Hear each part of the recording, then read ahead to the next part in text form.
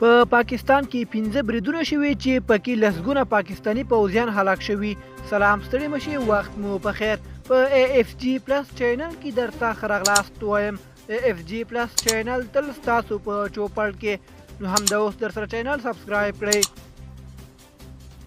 د سرچینو د معلوماتو له مخې د شمالي وزیرستان په دتخیل سیمه کې د تیرو 2 ورځو راهیسې وسلوالو د پاکستانی پوځ یو افسر سنایپر برید کړی چې پکې ځای په ځای وژل شوی، او د بل ځای د پاکستانی پوځ په پوسته وسلوالو لخوا د سپکو او درندو وسلو برید شوی دی چې پکې پاکستانی ځواکونو ته یې درنده مرګ ژوبله اړول شوې ده.